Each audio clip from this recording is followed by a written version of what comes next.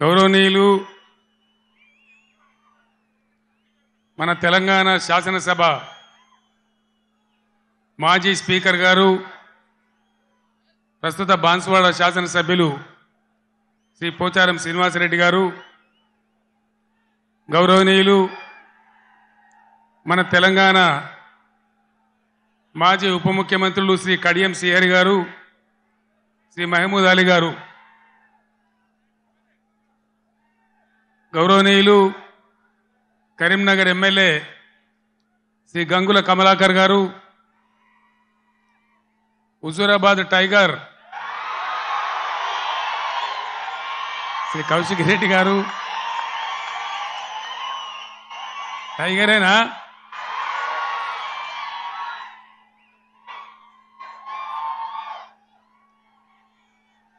Karimnagar parliament సభ్యులుగా పోటీ చేస్తున్న వినోద్ కుమార్ గారు,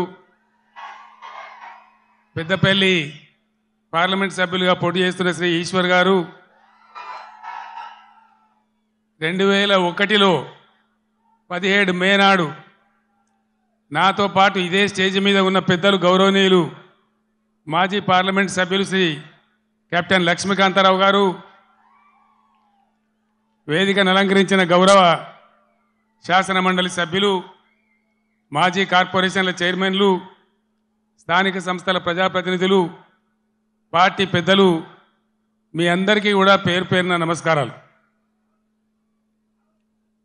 సభలో ఆసీనులైనటువంటి అన్నదమ్ములకు, అక్క చెల్లెలకు నా నమస్కారాలు.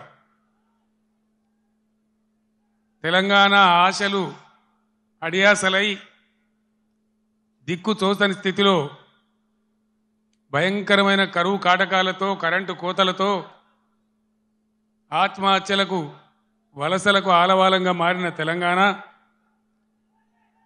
ఇంకెక్కడైతుంది? తెలంగాణ దిశ దశ లేకుండా అన్నమో రామచంద్ర అని అలమటిస్తున్న తెలంగాణ కోసం హైదరాబాద్ జలదృశ్యంలో ఫోటోగ్రాఫర్స్ ప్లీజ్ జరగండి, ప్లీజ్ జరగాయ బాబు.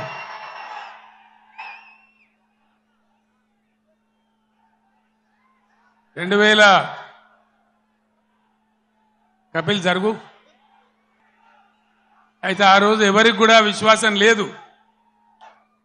తెలంగాణ అనే మాటనే అసెంబ్లీలో మాట్లాడవద్దు అనేటువంటి ఆంక్షలు ఆ రోజు నాకున్న పదవులన్నీ ఇసిరి వాళ్ళ ముఖాన పడేసి తెలంగాణ ఖచ్చితంగా నిలబడాలి, కలబడాలి, సొంత రాష్ట్రం కావాలి, అయితే తప్ప దిక్కులేదని ఒక్కనిగా ఒక సైన్యంగా నాతో పాటు పిడికడ మందితో జై తెలంగాణ అని బయలుదేరినాం. హైదరాబాద్లో చర్చోపచర్చలు, ఎక్కడికి పోవాలి, ఏం చేయాలి, మీటింగ్ స్టార్ట్ చేయాలి, ప్రజల్లోకి పోవాలి, ఇది ప్రజా గర్జన కావాలి. బ్రహ్మాండమైనటువంటి చైతన్యవంతులైన ప్రజలున్న జిల్లా కరీంనగర్ జిల్లా. ఇది పోరాటాల గడ్డ.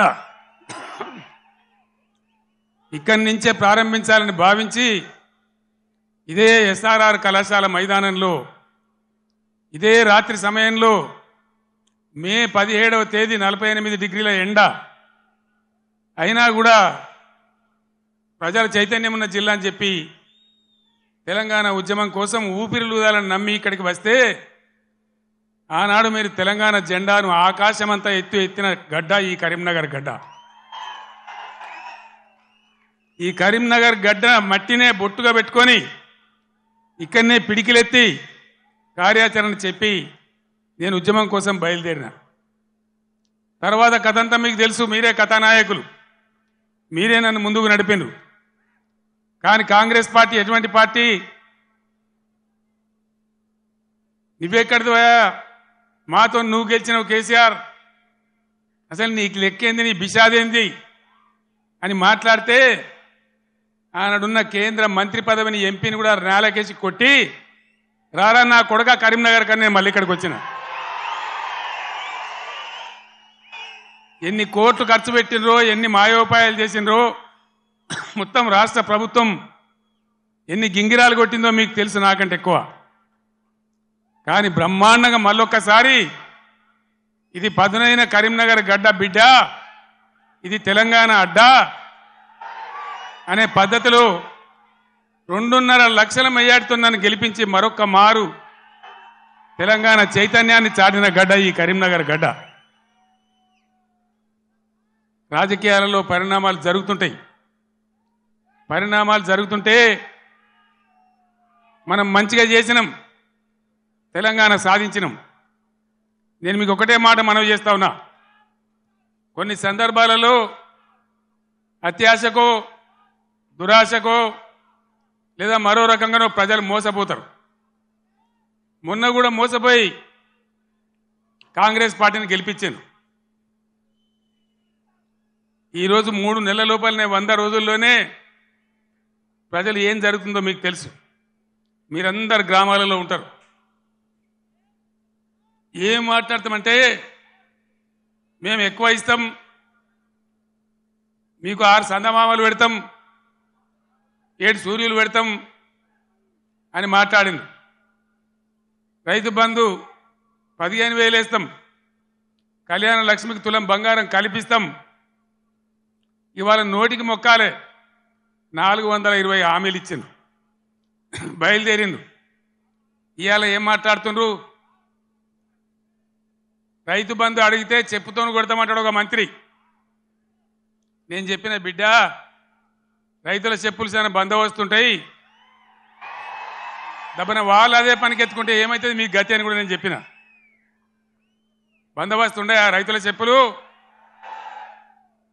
మంత్రిగా ఉన్న వ్యక్తి రైతు బంధు అడిగితే చెప్పుతోను కొట్టుకుంటాడు.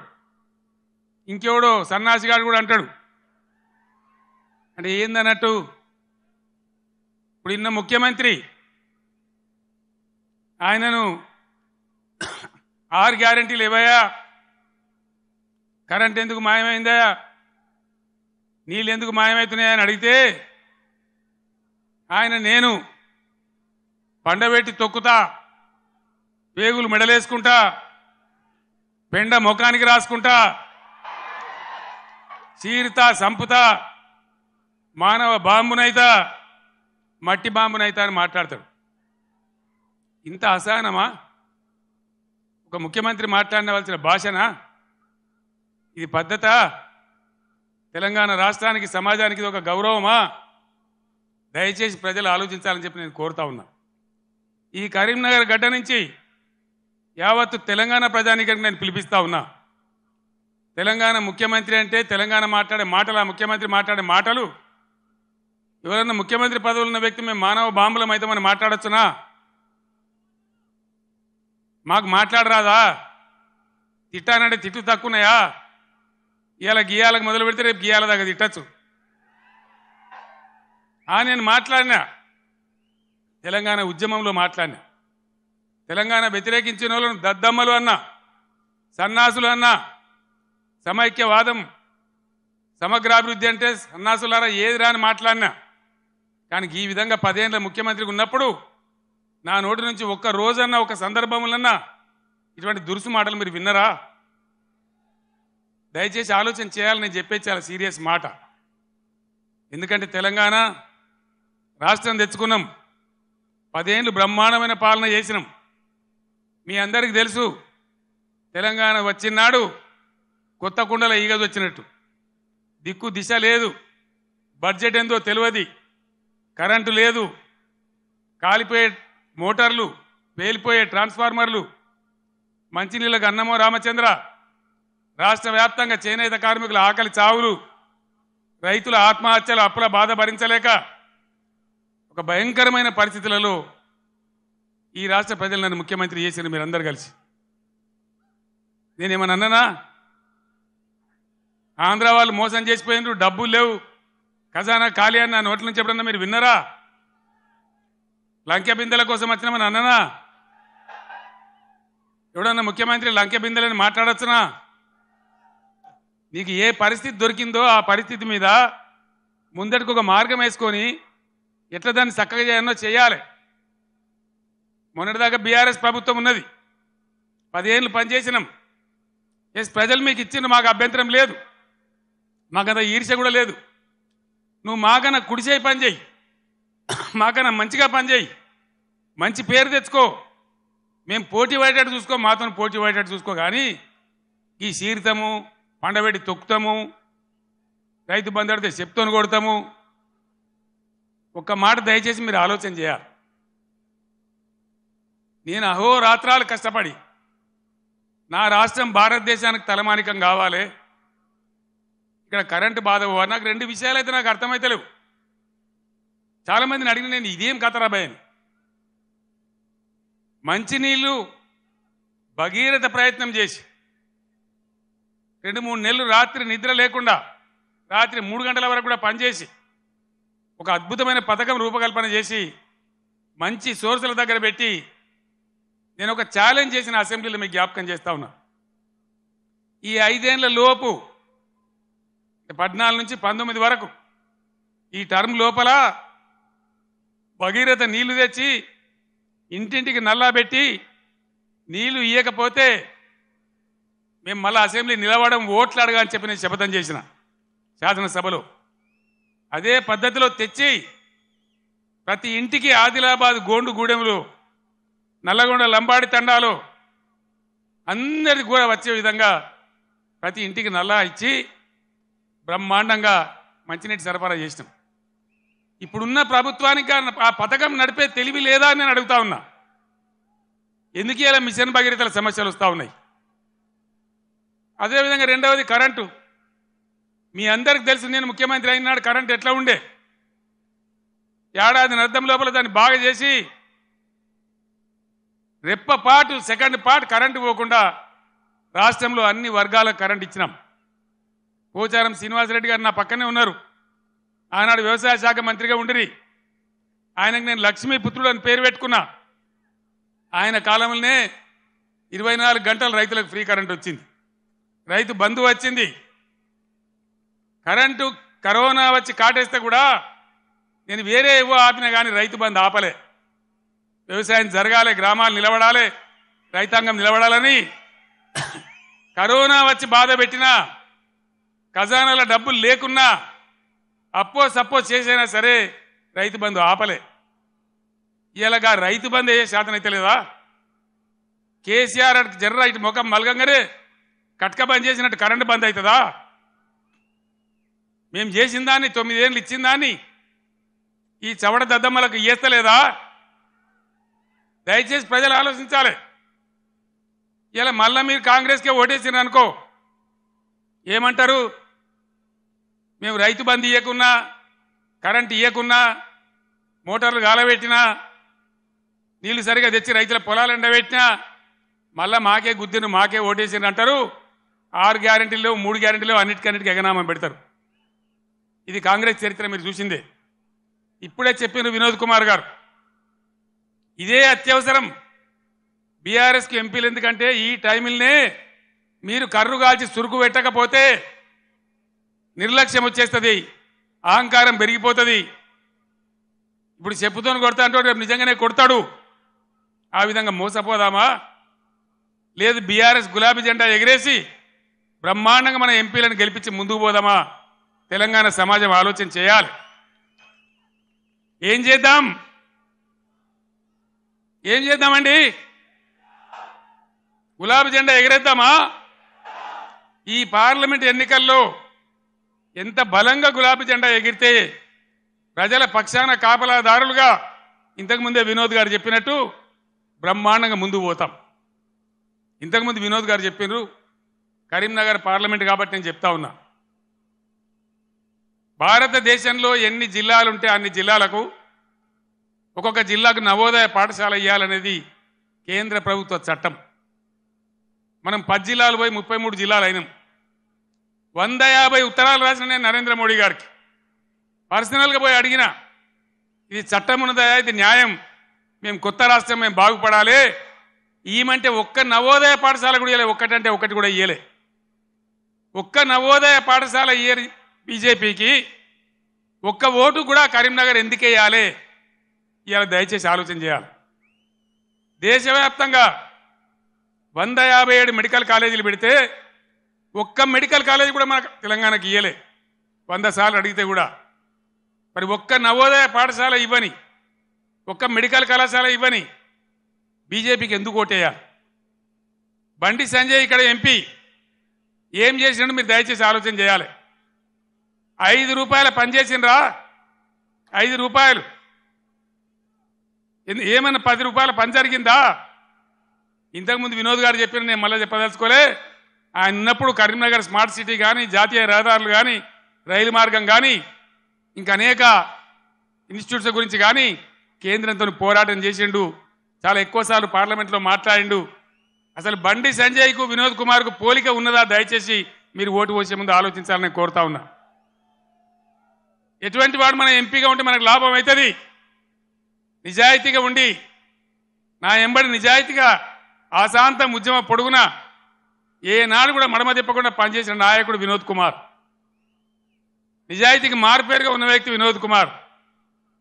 ఏ జిల్లా ప్రజలైతే తన ఎంపీ గెలిపించిండ్రో వాళ్ళ కోసం అన్ని రకాలుగా ముఖ్యమంత్రిగా నాతోని కానీ కేంద్రంతో కానీ కొట్లాడి ఈ ప్రాంతానికి పనులు కానీ, డబ్బులు కానీ, నిధులు కానీ రాబట్టడానికి అన్ని విధాలా పనిచేసిన వ్యక్తి వినోద్ కుమార్.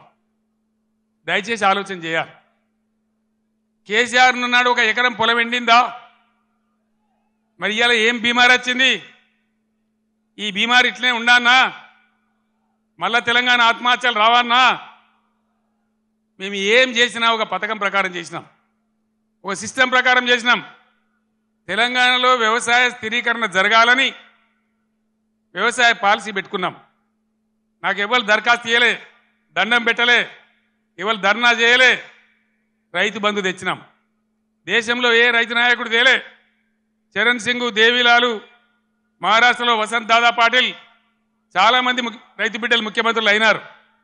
కానీ వాళ్ళు ఎవరు పెట్టలే. ఇండియాలోనే మొట్టమొదటిసారిగా రైతు బంధు అనే పథకం పేరు పెట్టి స్టార్ట్ చేసిందే కేసీఆర్ ప్రభుత్వం కాదా? మీరు ఆలోచించాలని నేను కోరుతా ఉన్నా. రైతు బీమా, రైతు చచ్చిపోతే అడిగే దిక్కు లేకుండే. రైతు ఏ గుంట భూమి ఉన్న రైతు చనిపోయినా 5 లక్షల రూపాయల బీమా తెచ్చిపెట్టినాం. ఇలా దాని గురించి వివరం లేదు. ఏ విధంగా పరిశ్రమలు వచ్చినాయి, ఏ విధంగా ఐటీ వచ్చింది, ఏ విధంగా రాష్ట్ర జిఎస్డిపి పెరిగింది, ఏ విధంగా రాష్ట్ర పర్ క్యాపిటా పెరిగింది. దయచేసి కరీంనగర్ మేధావులు, తెలంగాణ ప్రజలు తమ పార్లమెంట్లో ఓటేసే ముందు ఈ విషయాలన్నీ కూడా ఆలోచన చేయాలి. మీ అందరినీ కూడా నేను కోరేది ఒకటే. నేను పెద్ద లంబా చెవుడా గంటసేపు మాట్లాడా, మీరన్నీ చూస్తున్నారు. ప్రతిదానికి మీరే సాక్షులు. కేసీఆర్ నాడు ఎట్లా పచ్చని పొలాలుండే, ఎట్లా 24 గంటల కరెంటు ఉండే, ఇలా ఇంత మాయలమే ఎట్లా మాయమైనాయి, ఎందుకు మాయమైనాయి? ఈ అసమర్థ కాంగ్రెస్ పాలకులు బోగస్ మాటలు చెప్పిండ్రు. రైతులకు బోనస్ ఇస్తామన్నారు. మొన్న వానకాలం పంట బోనస్ ఇచ్చిండ్రా? ఇప్పుడు యాసంగి గురించి ఇస్తామని చెప్తున్నారా? అంటే బోనస్ బోగస్ అయిపోయింది. ఈ విధంగా అనేక విషయాలలో పదవికి ఇప్పుడే వచ్చినాం కదా, ఇప్పుడే అబద్ధం ఎట్లా ఆడితే ఎట్లా అనే ఇది కూడా లేకుండా అడ్డగోలుగా మాట్లాడుకుంటూ, నానా బూతులు మాట్లాడుకుంటూ, ఒకటే రకంగా కేసీఆర్ మీద ఏడ్చుకుంటూ వాళ్ళు పనిచేస్తూ ఉన్నారు. మీరు చూస్తూ ఉన్నారు. కాళేశ్వరం ప్రాజెక్ట్, దానిలో మేడిగడ్డ బ్యారేజు 100 కాంపోనెంట్లలో అదొక చిన్న కాంపోనెంట్. దాంట్లో కొంచెం ఇసుక జారి 2 పిల్లర్లు కుంగినాయి. అదేందో ప్రళయం బద్దలైనట్టు, దేశమే కొట్టుకపోయినట్టు. నేను 2-3 రోజుల తర్వాత టీవీలో కూర్చుంటున్నా, ప్రతి ఇంటికి చేరుకొని చెప్తా కాళేశ్వరం సంగతి ఏందో, ఎందుకు గట్టినమో. కాళేశ్వరం పుణ్యమే కదా ఎంత బ్రహ్మాండంగా ఈ జిల్లాలో నీళ్ళు వచ్చినాయి. ఏ విధంగా మిడ్ మానేరు ఎల్ఎండి నిండి ఉంటుండే, ఏ విధంగా చెరువులు, చెక్ డ్యాములు, మత్తళ్ళు దుంకుతుండే. చాలా దుఃఖం కలుగుతూ ఉంది మనసుకు. నా కండ్ల ముందే ఇంత తొందరలోనే ఈ కరెంటు మాయం కావడం, రైతులు కళ్ళలో నీళ్లు పెట్టుకోవడం, సోషల్ మీడియాలో చూస్తూ ఉంటే అనేక చోట్ల రైతులు పొలాలు కాలబెడతా ఉన్నారు, గొర్రెలను మేపుతా ఉన్నారు, గొడ్లను మేపుతా ఉన్నారు. వాళ్ళు అట్లా నాశనం అవుతుంటే కూడా నేను పేగులు మెడలేసుకుంటా, పండవేటి తొక్త డైలాగులే తప్ప, రైతు సోదరులారా భయపడకండి. ఒకనాడు ఇదే ఎస్ఆర్ఎస్పీకి నీళ్ళు తక్కువ పడితే సింగూరు డ్యాంలో ఉంటే అక్కడి నుంచి తెచ్చి వరంగల్ దాకా ఇచ్చి కూడా పంటలు కాపాడినాం. సిఆర్ గారు నా పక్కనే ఉన్నారు. ప్రభుత్వం అంటే అట్లా ఉండాలి, దమ్ము ఉండాలి, ధైర్యం ఉండాలి, రైతాంగాన్ని కాపాడాలనే ప్రేమ ఉండాలి.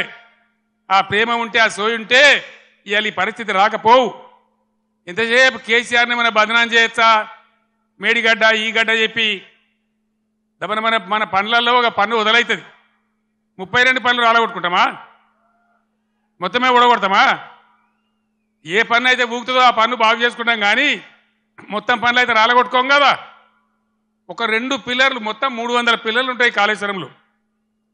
అలా కలిసే నదుల మీద, ఉపనదుల మీద, మెయిన్ గోదావరి మీద 300 పైచిలకు పిల్లర్లు ఉండేటువంటి కాళేశ్వరం ప్రాజెక్టులో 2 పిల్లర్లు కుంగిపోయినాయని, అది భారతదేశమే మునిగిపోతున్నంత బొబ్బ చేసి కేసీఆర్ మీద బదనాం పెట్టాలనే పద్ధతిలో ఇలా చిల్లర రాజకీయం చేస్తూ ఉన్నారు తప్ప, మరి రైతుల మంచినీళ్ళు ఇలా మార్చి 10, 12కే ఇట్లా ఉంటే రేపు ఏప్రిల్ మే నెలలో ఏం కావాలి మన గతి? ఏం కాబోతా ఉన్నది? ఏం జరగబోతా ఉంది? అందుకే ఇవాళ మళ్ళీ మీరు తప్పిపోయి, దయచేసి నాయకులు, కార్యకర్తలు మీరందరూ కూడా వినోద్ గారు కోరినట్టు గ్రామాలలో చర్చ పెట్టాలి. ప్రతి బీఆర్ఎస్ కార్యకర్తకు, నాయకులు నేను విజ్ఞప్తి చేస్తా ఉన్నా, ఏ విషయం చూసినా కూడా వీళ్ళ వైఖరి సరి అనే పద్ధతిలో లేదు. ఇప్పుడు వచ్చిన ప్రభుత్వం ఒక అంకుశంలాగా బీఆర్ఎస్ ఉండాలి. బీఆర్ఎస్ బలం తెలంగాణ బలం. ఎందుకంటే బీఆర్ఎస్ తెలంగాణ దళం, తెలంగాణ గలం. శాసనసభలో కానీ, పార్లమెంట్లో కానీ అన్ని విధాల ఇటు రాష్ట్రాన్ని, కేంద్రాన్ని ఒప్పించి మెడలు వంచి బ్రహ్మాండంగా పని జరిగాయనంటే బీఆర్ఎస్ ఉండాలి.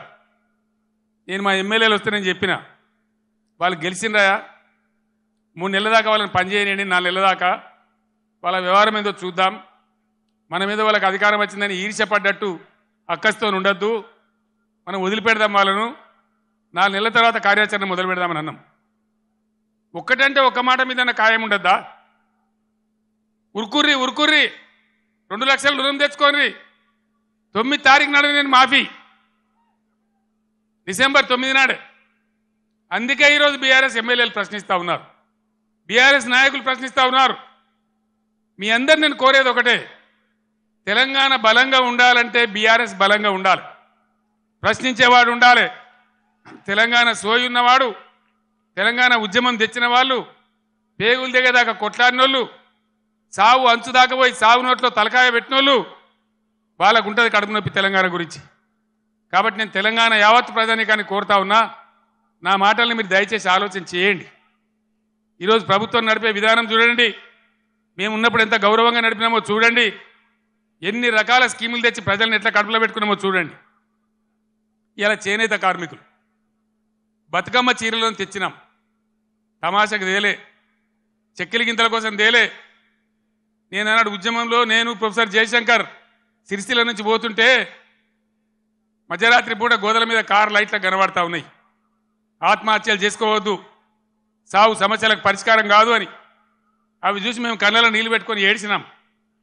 60 ఏళ్ళ స్వతంత్రంలో ఇలా సావుల గురించి, ఆత్మహత్యల గురించి మాట్లాడుతున్నామంటే సిగ్గుపడాలి. తెలంగాణ వస్తే తప్ప బతకమని సిరిసిల్లలో ఒకటే రోజు 11 మంది చేనేత కార్మికులు చచ్చిపోతే పార్టీ నుంచి నేను 50 లక్షల రూపాయలు తెచ్చి మీ దండం పెడతామని ఒక ఏడాది దాకా చావకుండ్రి, తెలంగాణ వచ్చేదాకా బతకండి, మేము మిమ్మల్ని బతికించుకుంటామని చెప్పినామన్నాడు. దాన్ని దృష్టిలో పెట్టుకొని విద్యార్థులు వేసుకునే యూనిఫామ్లు కావచ్చు, పేద వర్గాల మహిళల కోసం పండగకు కొనుక్కొని వాళ్ళ కోసం బతుకమ్మ చీరలు కావచ్చు, పథకం తెచ్చి వాళ్ళకి ఇచ్చినాం. చేనేత మిత్రులు లాంటి ఎన్నో కార్యక్రమాలు పెట్టినాం. మీరు చూస్తూ ఉన్నారు, గత 7-8 సంవత్సరాల నుంచి చేనేత కార్మికుల ఆత్మహత్యలు ఆగిపోయినాయి. పవర్ లూమ్స్ వాళ్ళని ఎంకరేజ్ చేసినాం, వాళ్ళని కాపాడే ప్రయత్నం చేసినాం. ఏం చేసినా ప్రజలను దృష్టిలో పెట్టుకొని, పేద వర్గాలను దృష్టిలో పెట్టుకొని, రైతులను పెట్టుకొని చేసినాం. నేను వ్యవసాయ స్థిరీకరణ అని ఒక మాటలో చెప్పిన, దేశంలో ఎవ్వరు కూడా పిలువనటువంటి మాట రైతు బంధు అని పేరు పెట్టి రైతు బంధు తెచ్చినాం. 24 గంటలు ఫ్రీ కరెంట్ ఇచ్చినాం. రైతు పండించిన ప్రతి గింజను కనీస మద్దతు ధరకు కొని నేరుగా వాళ్ళ బ్యాంకులోకి డబ్బులు పంపినాం. ఈ సదుపాయం వల్ల తెలంగాణ రైతాంగానికి గుండె ధైర్యం వచ్చింది. ఇక నిలబడగలుగుతాం అనుకున్నారు, కానీ 3 నెలలనే ఇంత మార్పు జరిగితే, పంటలు ఎండబెట్టే పరిస్థితి వస్తే నా కళ్ళల్లో కూడా నీళ్ళు వస్తూ ఉన్నాయి. ఏం అన్యాయం, ఏం గరి. ఆనాడు సమైక్య పాలకులను ఇచ్చినాం, ఇప్పుడు అంతకంటే కూడా భయంకరంగా తయారైందని. నేను చేనేత కార్మికులు కూడా మనవి చేస్తా ఉన్నా, మీరు మళ్ళీ బతకాలంటే మీ తరఫున కొట్లాటోళ్ళు అసెంబ్లీలో ఉన్నారు, పార్లమెంట్లో కూడా ఉండే అవసరం ఉంటుంది. ఇటు రాష్ట్రాన్ని అటు కేంద్రాన్ని నిలదీసి ఖచ్చితంగా చేనేత కార్మికులు కూడా దయచేసి ఇలా ఆలోచన చేయాలి. ఓటు ఏదో తమాషకేయద్దు. మొన్న కూడా కొంతమంది తమాషకేసిండ్రు. ఏమైంది, కరెంటు బాగా అయింది, మంచినీళ్ళు బాగా అయినాయి, రైతు బంధు వస్తుంది, ఇవన్నీ సెటిల్ అయిపోయినాయి, ఇక బాధ లేదు, వీడేమో ఎక్కుతున్నాడు కానీ ఆయనతో దురాశ కట్టి చేయి చాపిండు. తీర్థం పోదాం తిమ్మక్క అంటే వాడు గుల్లే మనం సల్లే. తీర్థం పోయినాం నమ్మి, కాంగ్రెస్ తీర్థం పుచ్చుకున్నాం. ఏమైంది, వాళ్ళు మంచిగా పదవులకు ఎక్కిరు, బ్రహ్మాండంగా ఉన్నారు, డబ్బు మూటలు గుంజుతున్నారు, దౌర్జన్యంగా దోపిడీ చేస్తున్నారు, ఢిల్లీకి మళ్ళీ సూట్ కేసులు పంపుతున్నారు. ఆ పని మీద బిజీ ఉన్నారు ఫుల్గా. ముఖ్యమంత్రి మంత్రులు హైదరాబాదు ఢిల్లీ, ఢిల్లీ హైదరాబాద్ తిరుగుడు. 3 నెలల 9 మాటలు పోతారు. ఇన్ని యాత్రలా అంటే ఏం జరుగుతుంది? మళ్ళోసారి తెలంగాణ ఆత్మగౌరవాన్ని ఢిల్లీ గద్దల పెద్దల దగ్గర వాళ్ళ పాదాల దగ్గర తాకట్టు పెట్టి ఇలా మన ప్రాణాలతో చెలగాట మాడుతూ ఉన్నారు. ఇది ఇట్లే కొనసాగన్నా, ఈ విధంగానే ఉండన్నా, లేక ప్రజల పక్షాన బలంగా గలం వినిపించి పోరాడేటువంటి నాయకులు ఇలా పార్లమెంట్ కోవన్నా దయచేసి ఆలోచన చేయాలి. ఎందుకు బీఆర్ఎస్కు ఎంపీలు, ఇంతకుముందు 4 బీజేపీ ఎంపీలు ఏం చేసిండ్రు? ఏకైనా పైసలు తెచ్చిండ్రా? ఏమైనా లాభం చేసిండ్రా రాష్ట్రానికి? దయచేసి ఆలోచన చేయాలా. పట్టిగానే అలవోకగా తమాషగా ఓట్లు వేయద్దు. భయంకరంగా ఇలా దేశం అన్ని విధాలు నష్టపోతా ఉంది. ఈ దేశంలో అవసరానికి మించిన బొగ్గు నిల్వలున్నాయి. 360 బిలియన్ టన్నుల బొగ్గున్నది. 70,000 టీఎంసీల నీళ్లు నదులలో ప్రవహిస్తున్నాయి. 40 కోట్ల ఎకరాల సాగు భూమికి సరిపడే నీళ్లు బ్రహ్మాండంగా ఉన్నాయి. కేంద్రంలో కూడా సమర్థమైన ప్రభుత్వం ఉంటే బ్రహ్మాండంగా దేశం కరెంటు కొరత లేకుండా యావత్తు దేశమే ఉండే పరిస్థితి ఉంటుంది. మొన్న నన్ను మీరు ఇక్కడ ఆగబట్టింది, బ్రేక్ కొట్టింది, కానీ మొన్న నేను ఇక్కడ గెలిచి ఉంటే ఈ పాటికి సగం దేశంలో అగ్గి పెట్టేవాడిని, శిక్షించేవాడిని, మొత్తం దేశాన్ని చైతన్యం చేసేవాడిని. చిన్న దెబ్బ తగిలింది, పర్వాలేదు, ఓర్చుకుందాం, తట్టుకుందాం. మనం ఉద్యమాలు చేసిన వాళ్ళం, ఓపికే ఉన్నోళ్ళం, పేగుల దగ్గర కొట్లాడే శక్తి ఉన్నోళ్ళం, ధైర్యం ఉన్నోళ్ళం, ధైర్యంగా ముందుకు పోవాలి. మేము దళిత బంధు తెచ్చినా, చేనేత కార్మికుల కోసం తెచ్చినా, రైతు బంధు తెచ్చినా, కులము మతము జాతి ప్రసక్తి లేకుండా మైనార్టీ రెసిడెన్షియల్ పాఠశాలలు పెట్టినా, బీసీలకు పెట్టినా, ఎస్సీలకు పెట్టినా, ఎస్సీలకు పెట్టినా, కులం చూడలే, మతం చూడలే, జాతి చూడలే. ఇలా మనం కూడా తెలంగాణ జాతిగానే నిలబడాలి, కలబడాలి. దయచేసి నేను మీ అందరినీ ప్రార్థించేది, నేను లంబా చౌడ ఉపన్యాసం చెప్పడానికి రాలే. ఒక మెసేజ్, ఒక టేకాఫ్. ఇది లక్ష్మీ గడ్డ కాబట్టి, ఇదే గడ్డ నుంచి తెలంగాణ సాధించినాం కాబట్టి నేను మీకు అందరికి ఒకసారి నమస్కరించి ఈ అప్పీల్ తెలంగాణకు చేసి బ్రహ్మాండంగా చేయాలని చెప్పి నేను ప్రయత్నం చేస్తూ ఉన్నాం. కాంగ్రెస్ గవర్నమెంట్లో మీరెవరు భయపడే అవసరం లేదు, నేను చెప్తా ఉన్నా. పోలీస్ సోదరులారా మీకు మనవి చేస్తా ఉన్నా, మీరు అనవసరంగా గ్రామాలలో చిచ్చులు పెట్టి సోషల్ మీడియా పోస్టులు పెట్టిన వాళ్ళని కూడా బెదిరిస్తూ ఉన్నారు. ఇది మంచిది కాదు. మీరు చూడండి, ప్రజల స్పందన చూడండి. నేను అడుగుతా ఉన్నా, మీకు పోలీసులకు రాజకీయాలు ఎందుకండి? ఏమక్కర్నాయి మీకు రాజకీయాలు? ఇలా ఎవరికి అధికారం శాశ్వతం? మేము 10 ఏళ్ళు ఉన్నాం ప్రభుత్వంలో, మా మీద కూడా కొన్ని కుక్కలు మొరిగినా కానీ ఏమని పాపాన పడిపోతాడన్నాం, కానీ మేము ఈ దౌర్జన్యాలు చేయలే.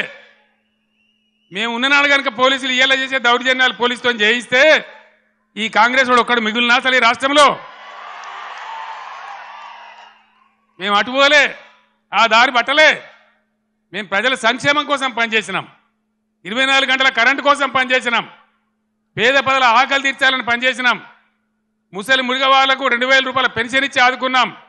ఎంత చెప్పినామో అంత అమలు చేసి చూపించినాం. ఒకటో అరణో తప్పితే అన్నిటికన్నీ అమలు చేసినాం. 1,70,000 మంది విద్యార్థులకు ఉద్యోగాలు కల్పించినాం. అన్నీ కూడా చేసినాం. సరే, జరిగింది ఏదో జరిగింది. భవిష్యత్తులో ఇప్పుడు జరగాల్సింది, నేను మీ అందరినీ కోరేది, ఈ కరీంనగర్లో నిలువెత్తున తెలంగాణ సోయి నింపుకున్నవాడు మన వినోద్ కుమార్. క్లీన్ క్యారెక్టర్ అన్న వ్యక్తి మన వినోద్ కుమార్. ఈయనకు బండి సంజయ్కి పోలిక లేదు, పొంతన లేదు, నక్కకు నాగలోకి అనుకున్న తేడా ఉంది. ఈ విషయాలు గమనించి ఎవరుంటే బాగుంటుంది అనేది మీరు నిర్ణయించి దయచేసి వినోద్ కుమార్ గారిని గెలిపించాలి అని నేను కోరుతా ఉన్నా. ఎవరన్నా ఈరోజు కాంగ్రెస్ వాడు కానీ బీజేపీ వాడు కానీ గుండెల నిండా జై తెలంగాణ అంటాడా? ఎవరనాలి? మళ్ళా ఇదే గులాబీ జెండా, ఇదే వినోద్ కుమార్. వినోద్ కుమార్ ఉపన్యాసం మొదలుపెట్టేటప్పుడు ముగించేటప్పుడు 2 సార్లు గుండె పగిలిపోయేలాగా జై తెలంగాణ అన్నాడు. నేను కూడా మీ అందరినీ కోరుతున్నా, ఆనాడు 17 నాడు 2001 మే 17 ఎట్లయితే సింహగర్జన చేసినామో అదేవిధంగా ఇలా మత సామరస్యంతో కులం మతం జాతి లేకుండా అందరం కలిసి ముందుకు పోవాలి, అందరం గొప్పగా బతకాలి. ఇవాళనే రంజాన్ ప్రారంభమైంది. తెలంగాణ వ్యాప్తంగా ఉన్న ముస్లిం సోదరులందరికీ ఈ కరీంనగర్ వేదిక నుంచి నేను రంజాన్ శుభాకాంక్షలు తెలియజేస్తా ఉన్నా, రంజాన్ ముబారక్ కూడా తెలియజేస్తా ఉన్నా. అందరం కలిసి తెలంగాణ జాతి యావత్తు ఏకతాటిపై నలిసి కుల మతాలకు అతీతంగా అందరం బాగుపడే కోసం మళ్ళా ఈ గులాబీ జెండా ఉంటేనే తెలంగాణకు రక్ష. కాబట్టి ఈ పార్లమెంట్ ఎన్నికల్లో అన్ని స్థానాలలో కూడా మనం ముందుకు దూసుకొని పోవాలి. కార్యకర్తలకు నాయకులకు నా మనవి, పవర్ బ్రోకర్ గాళ్ళు ఎప్పుడు ఉంటారు, కొన్ని బేవార్స్ ఛానళ్ళు ఎప్పుడు ఉంటాయి. బీఆర్ఎస్ పుట్టినాడే అన్నారు, ఇది మకల పుట్టింది పుబ్బల పోతుందని. పుబ్బల పోలే మీ ఈపులే పలిగినాయి బిడ్డ, ఎక్కడి దాకా మిమ్మల్ని ధర్మమ్మ మీకు తెలుసు.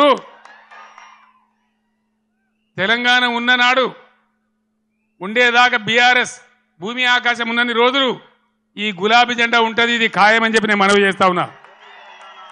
అక్కడనో ఇక్కడనో కూడా తలమాంచ కూడా ఒకడో ఇద్దరో పోతే కొన్ని బేవార్స్ ఛానళ్ళు ఇక బీఆర్ఎస్ కథమైపోయిందని మాట్లాడుతూ ఉన్నారు. అట్లా ఇదివరకు కూడా అట్లా అన్నోడు కథమైంది, కానీ గులాబీ జెండా ఇప్పుడు కథం కాలే బిడ్డ, యాది పట్టుకోవాలి, జాగ్రత్త. మీ దొంగ ప్రచారాలకు ఇప్పుడు ఇక్కడ భయపడేవాడు లేడు. మన కొద్ది రోజులలోనే ఎంత వైభవంగా బీఆర్ఎస్ వచ్చి మళ్ళీ ఎట్లా తెలంగాణను తీర్చిదిద్దుతుందో మీరే కళ్ళారా చూస్తారు, మళ్ళీ మీరే సలాములు కొట్టుకుంటూ వస్తారు. కాబట్టి మీ బేవార్స్ బ్రోకర్ ప్రచారాలు బంద్ చేయండి. ఎవడో నలుగురు పోతే మనకు పెద్ద పోయేదేం లేదు. ధైర్యంగా ఉన్న కార్యకర్తలు ప్రజాశక్తిని కూడదీసి మనం ముందుకు పోయి అద్భుతంగా మళ్ళా విజయాన్ని సాధిద్దాం, మన రాష్ట్రాన్ని గొప్పగా తీర్చిదిద్దుకుందాం. ఈ పార్లమెంట్ ఎన్నికల్లో కరీంనగర్ నుంచి వినోద్ కుమార్ గారిని గెలిపించాలని కోరుతున్న సెలవు తీసుకుంటామని. జై తెలంగాణ, జై తెలంగాణ.